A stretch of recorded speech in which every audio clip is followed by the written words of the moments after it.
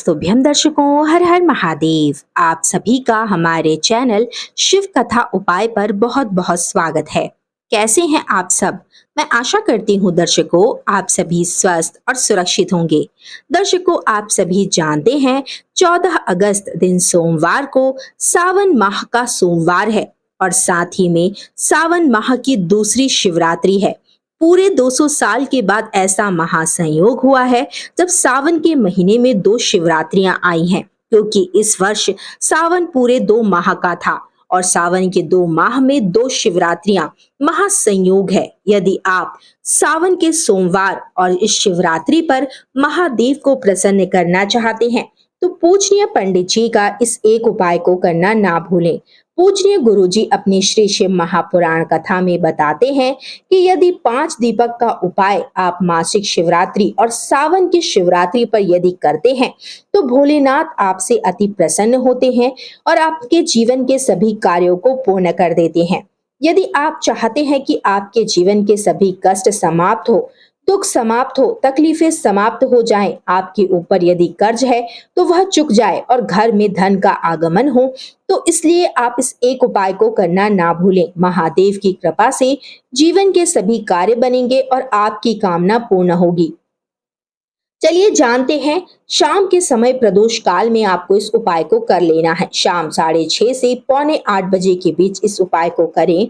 इस उपाय को करने के लिए आपको 5 दीपकों की आवश्यकता होगी। आप चाहें तो आटे के दीपक तैयार कर सकते हैं मित्रों, या फिर आप मिट्टी के दीपक भी ले सकते हैं। यदि आप आटे के दीपक बना रहे हैं तो उस आटे में आपको नमक का प्रयोग भूलकर भी नहीं करना है और आटा भी उतना ही ले जितने की आपको दीपक तैयार करने हैं। सभी दीपकों में लंबी बाती आपको लगानी है और शुद्ध देसी घी के दीपक तैयार करने हैं। सबसे पहला दीपक शाम के समय अपने घर के मंदिर में आपको जलाना है।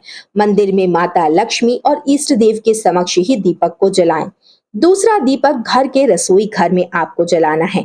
रसोई घर में माता अन्नपूर्णा का वास होता है और पीने के पानी वाले स्थान के पास हमारे पितरों का निवास होता है, तो वहां पर दीपक जलाएंगे तो पितरों का आशीर्वाद प्राप्त होगा और माता अन्नपूर्णा का भी आशीर्वाद आपको प्राप्त होगा। तीसरा दीपक घर के मुख्य द्वार पर आपको जलाना है। मुख्य द्वार पर जब आप दीपक जलाएंगे तो माता लक्ष्मी आपके घर की ओर आकर्षित होंगी और स्थायी रूप से घर में वास करेंगी, जिससे कि आपकी सभी कामनाएं पूर्ण हो जाएगी।